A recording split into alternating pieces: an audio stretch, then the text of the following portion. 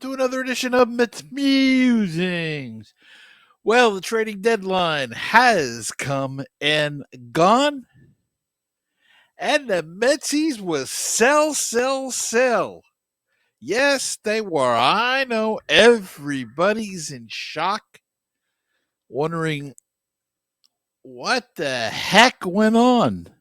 What are they doing? What are they doing this year? What are they going to do next year? Well, I think General Manager Billy Epler and owner Steve Cohen have come out and said what they're going to do. They're not going to go for the high priced talent. They went that route. It did not work. So now they are going to try to fill in with maybe the next level guys. So maybe they're not going to get Shohei Otani or Blake Snell or whatever, but maybe they'll pick up an Aaron Nola or something along that lines, the next level down, and on a shorter contract, probably. So for those that are upset, just keep this in mind. The Mets completed in a week a multi-year rebuild. Other teams languish at last place. Some teams even tank. This season, the Mets had enough high contracts, were able to buy enough out of it, and trade these older, higher priced veterans and brought in prospects to rebuild their farm system. I know it sounds strange. They brought in 8 guys. Does that rebuild the farm system? Yes, because they brought in some higher prospects than what they've had in their farm system. So they've built that back. Where other teams, it causes them years to languish in last place. As I said, to even some teams have tanked for a couple of years to get those high draft picks to rebuild the farm system. The Mets did it this way. Now, granted, the way they're playing now and the way the rest of the season looks, they might get a pretty high draft pick anyway. But this is the start. This is not a rebuild. This is a reload, as they want to say. And there's some truth to that. They still have a nucleus in place. How long, we don't know. I mean, McNeil is signed for 8 years. Nimmo is signed for 7 or 8 years. Uh, um, Nimmo is signed. Let me see. Lindor is signed. So they have a nucleus there. They have the young guys in Alvarez and Beatty and Vientos. Hopefully, he can start hitting. Let's give him some playing time. He shows signs of it now that he's playing a little bit more. So that nucleus is there to carry them for the next 2 years. The problem is pitching.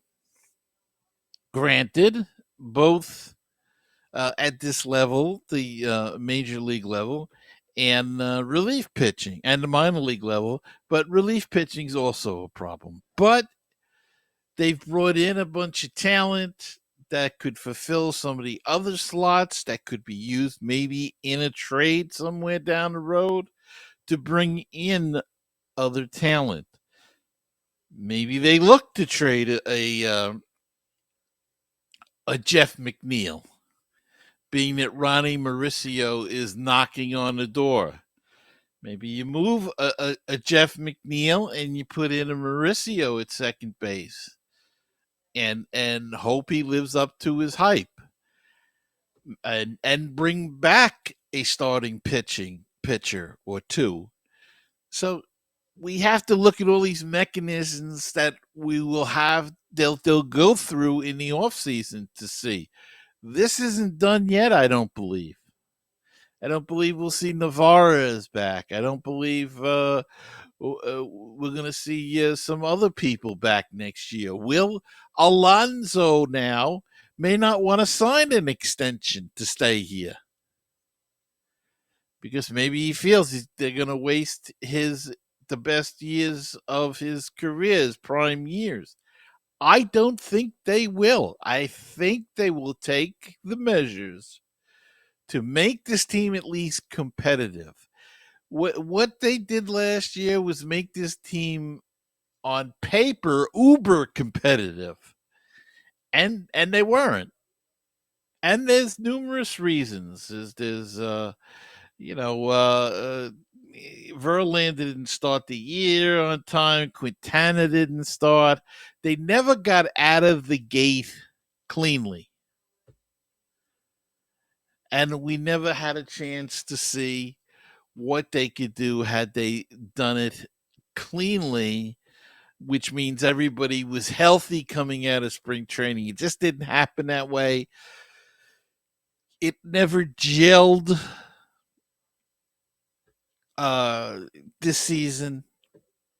And that being said, I'm sorry to see Verlander go. I would have liked to see Verlander stay here next year and solidify or anchor that pitching staff. But you have to do these things. And Verlander goes for a couple of prospects. The number one prospect, Drew Gilbert, an outfielder for the Houston Astros. Ryan Clifford, the number four prospect of the same Houston Astros. And of course, Scherzer went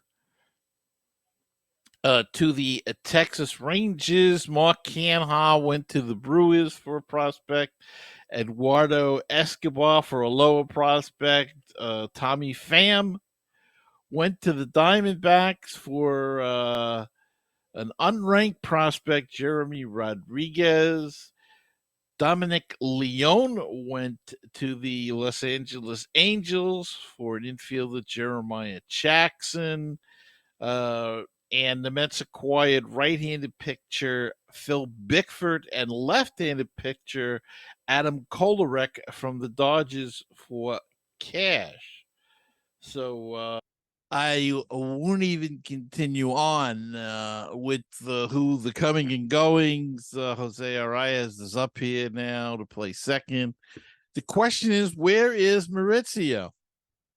And why isn't he up with this team? I don't know why they're keeping him down here. The only reason I can think of, the possible reason, is that they're concerned that either he won't live up to the hype, which I doubt, or they don't want to overexpose him now and let him start the year clean next season. It just doesn't make sense to me. Bring him up and play him now. Let's see what he's got. He's got 2 months, then you can see. It's not like you're bringing him up for a week. My guess is they'll wait until September and bring him up. But there are schools of thought that say they don't believe they're going to bring him up at all this year. So we'll have to see what happens there. I don't agree with that. I don't think it's the right thing to do. But of course, I have very little say in the matter. So we won't be seeing that. But we've got some injury reports. Brandon Nimmo's been out. Starling Marte's been out. They are both expected back this weekend. Nimmo had a tightness in his left quadricep. He's supposed to be back this weekend against the Orioles. Marte has been fighting migraine headaches, and he should also return to the lineup on this weekend. So his symptoms remain, but he does have medication available when the headaches do occur. So now Luis Guillorme is not expected back till late August or September. He has a strained grade 2 strained muscle, and and he's going to miss some time. So that's the injury report on what's going on with the Mets right now. So those guys have been out of the lineup, which hasn't helped at all, as they lost 2 to the Kansas City Royals, who seem to have the Mets number, I guess, since 2015.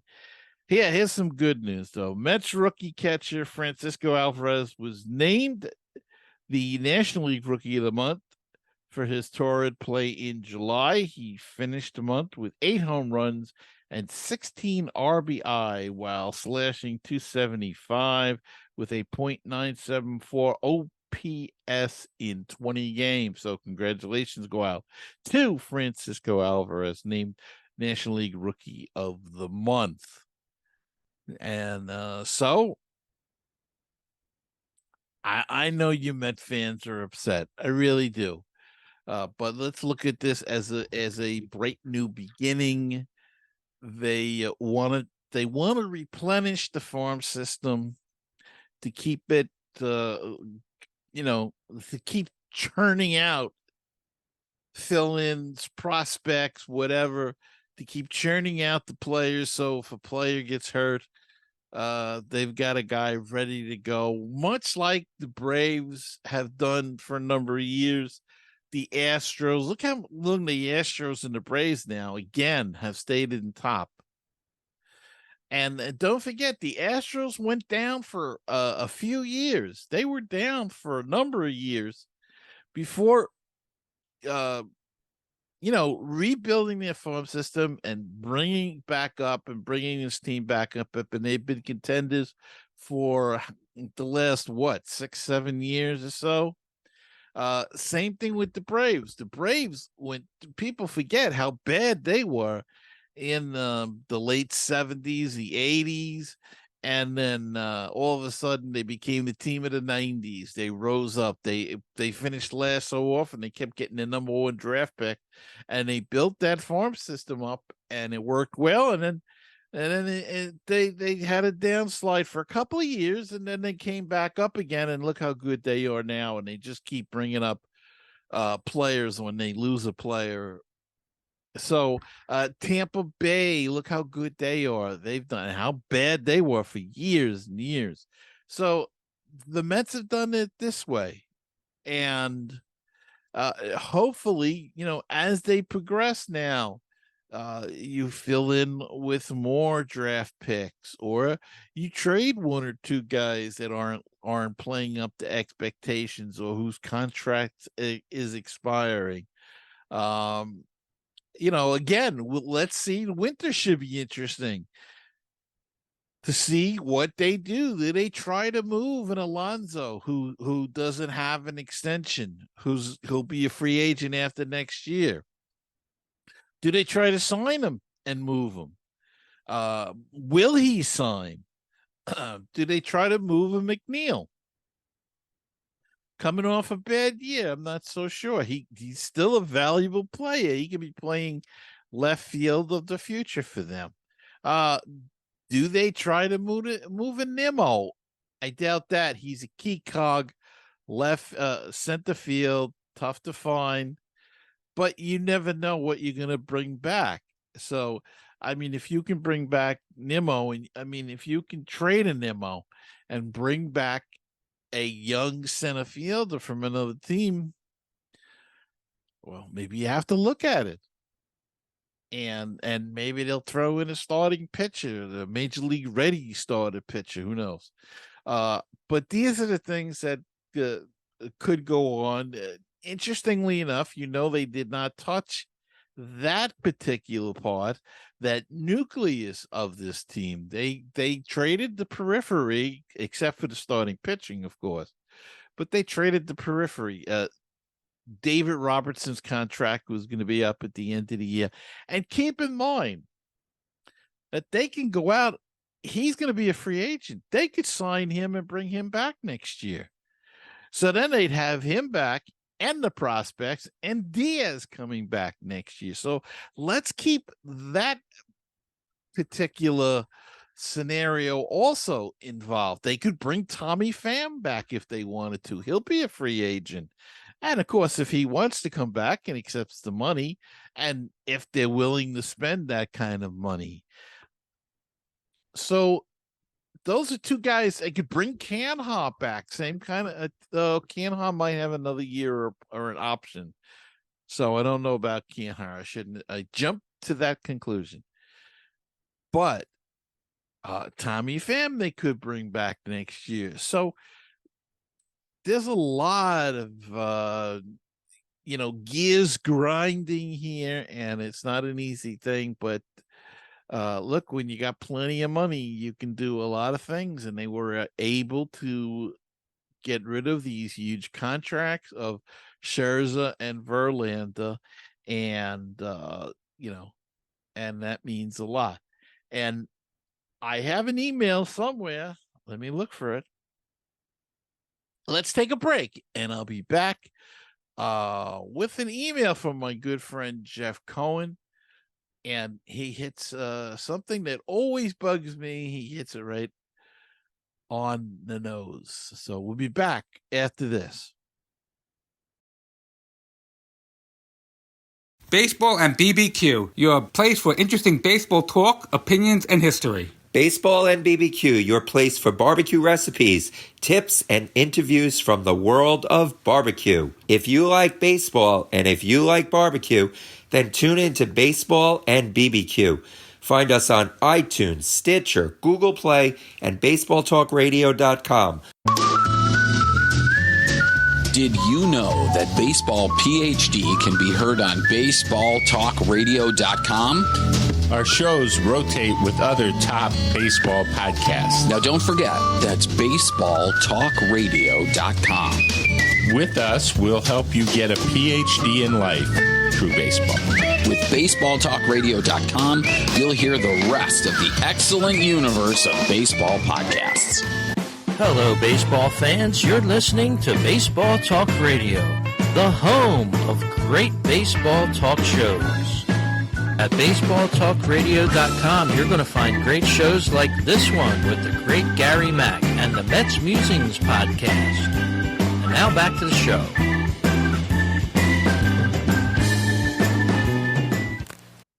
Okay, and we're back. And, something that always bugs me, and I've talked about this before, when a guy gets traded, keep your mouth shut. Just say what a wonderful time it was. I had a great time. The people were great. Fans were great. Organization was great. And move on. Not so for Max Scherzer. Now, he wasn't overly critical, but you know what? It's something that I believe you keep your mouth shut on. So I got an email from my good buddy Jeff Cohen, and he writes, I have one comment on this past week with all the Mets trades, and it is directed to Max Scherzer. Max, you are one of the main culprits of why the Mets are in a predicament that they are in now. While you may have had a winning record all against weak teams, you were more known for the games where you had a lead and could not hold it. Remember the 4 home runs you gave up in Boston. Speaking of 4 home runs, what about last October at home versus the Padres? But let's stick, pun intended, to this season. I assumed you had a neck issue because you kept turning around to watch those home run balls go over the fence. I understand that the offense wasn't that good, but still you let the opponent back into the games. And after you were traded, you throw dirt on the grave of the Mets, who gave you that $130 million 3-year contract. What other team offered you anything close? And to have the gall to say what you did. Cry me crocodile tears, you big phony. Nobody feels sorry for you. You are getting paid over $15 million from 3 organizations. And while it didn't work out in New York, you should look in the mirror. Don't mention us New York fans in your Hall of Fame speech. We know who the real Max Scherzer is. And I couldn't agree more. what he's referring to is that when Scherzer said he had to meet with the organization to find out what direction was, and that was right before the trade occurred. They traded him, and they said he talked to them, and that they were giving up on this year and next year as well. He didn't, and that he wanted to be part of a winning organization, and blah blah blah blah blah. You don't say these things. First off, you're pissing off the fan base, not only against you, but you're kind of turning them against their ownership. Because now the fans are ticked off thinking you're tanking for next year, or you're not going to go for it as strongly. And I don't think that's the case. I think what they said is they are going to redistribute the funds. Instead of giving a lot of money to a 40-year-old pitcher, they're going to spread it around and bring in maybe 2 or 3 25-year-old pitchers and try to and hope they catch lightning in a bottle. Now, their pitching staff for next year, as it stands now, we don't know what's going to happen over the winter, but next year they've got 3 starters essentially, maybe 4 so far. I mean, it's Senga, Quintana, and I'm probably missing somebody. Who's my third? Carrasco will be gone. His contract is done. I doubt if they're gonna pick him up at all. So maybe it's 2. Well, we'll have Peterson. They'll probably give McGill another shot. And we don't know. I mean, then there's a whole bunch of characters. Jose Buto, perhaps. Other guys that are pitching for Syracuse. Maybe they can find a diamond in the rough. We don't know. Maybe they bring in, as I said earlier, an Aaron Nola. Maybe a Blake Snell. I don't think they're going to go that high, but who knows? I don't think Shohei Ohtani is I don't think he'd be a good fit.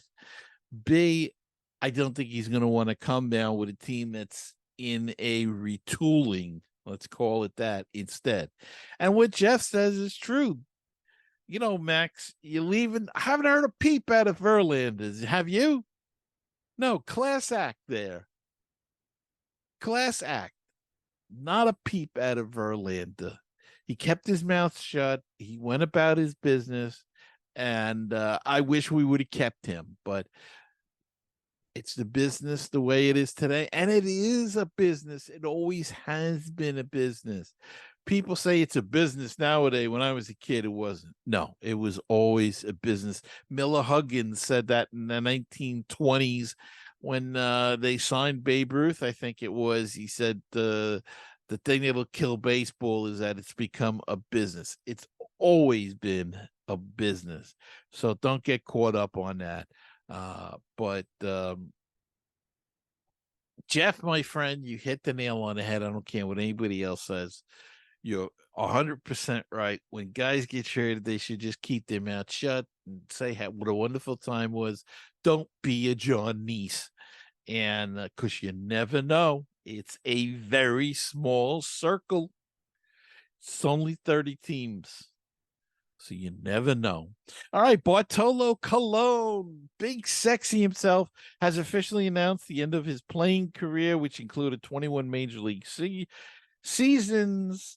And the Mets announced that Friday, September 17th, will be Bartolo Colon will retire as a Met on that day as part of a tribute in his honor at Citi Field.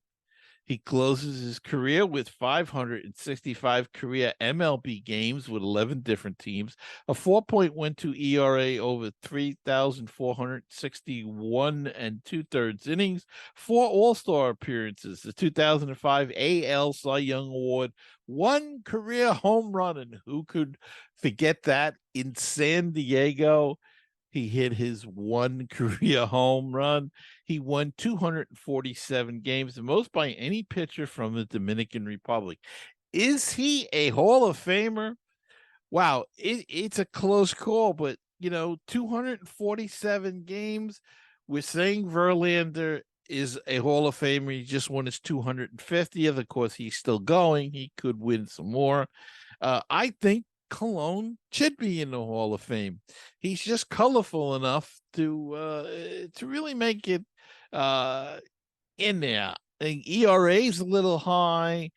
Only one Cy Young award, but you know what?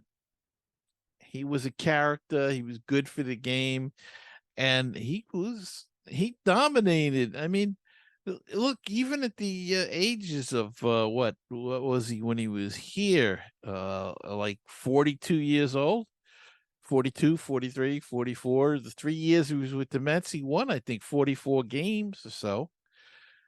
15 games, I think 14, and then the second year 15, maybe his last year, something along those lines.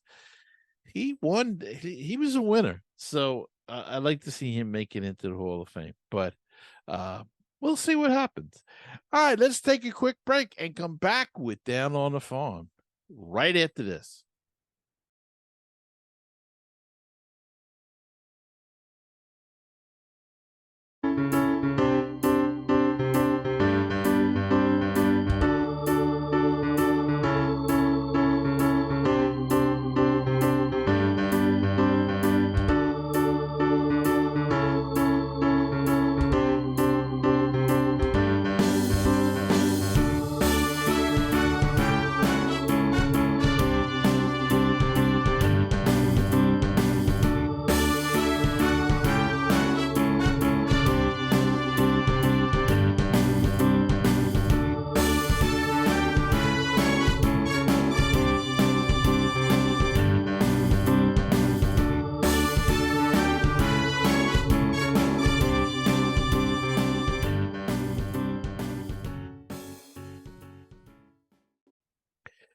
And we're back, and it's time to go.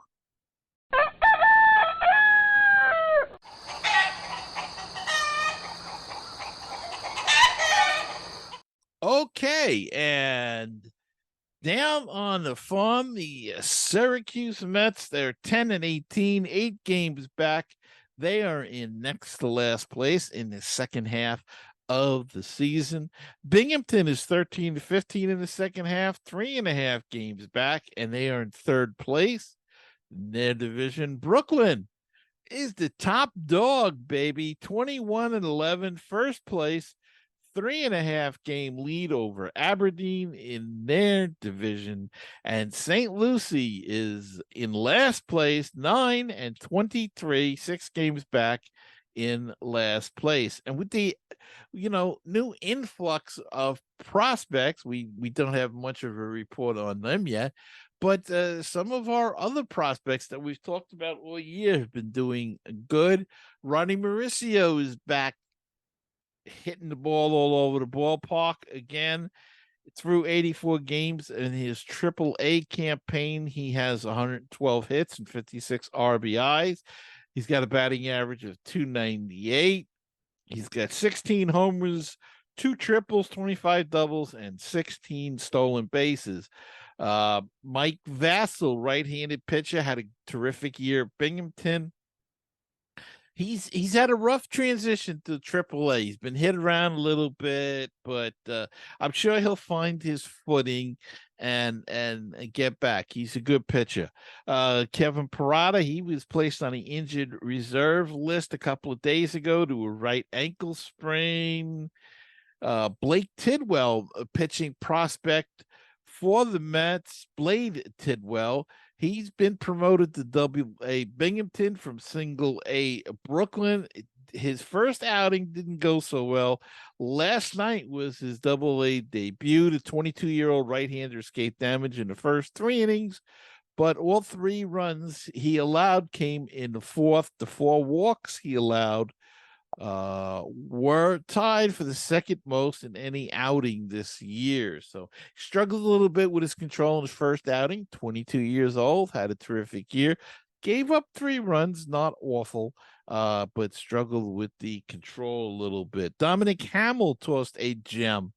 On Tuesday night, he scattered 2 hits, 3 walks over 6 1/3 scoreless innings against New Hampshire, and he has been pitching well all season. So Dominic Hamill, another name to remember. And finally, shortstop Jet Williams was promoted to Brooklyn from St. Lucie.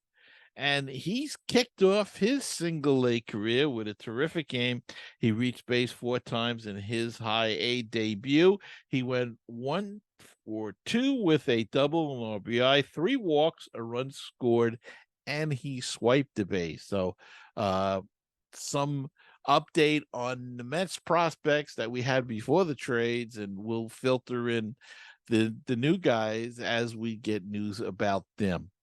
And that's going to wrap it up for this week's show. I hope you enjoyed it. I hope we were able to answer any questions you may have had about the trades that the Mets had going, and gone. We had the comings and goings of this past week and a trade deadline. Always a big time in Major League Baseball. And the rest of the season is going to be tough. I'm not going to sugarcoat it. And they look like a defeated team. You know, it was an interesting thing. If you watched the last 2 nights against Kansas City's the worst team, I think, record-wise.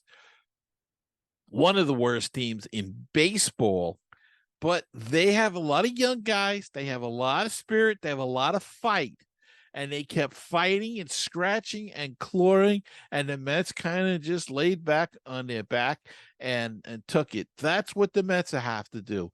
The Mets are going to have to fight and claw for every base hit, every run, every home run, every strikeout, every stolen base, whatever. That's what they're going to have to do.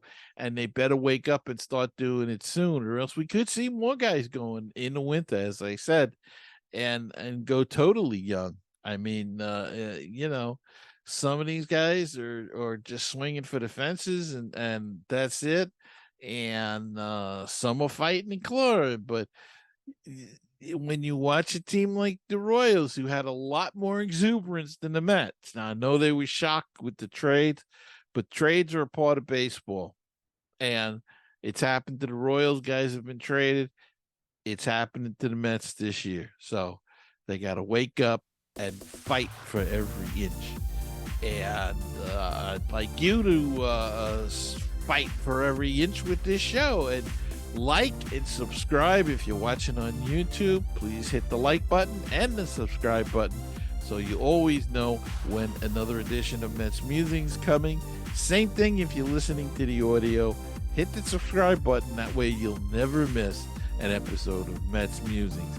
And so until the next time, keep the faith, stay optimistic, and let's go Mets. And I'll see you next time on another edition of Mets Musings.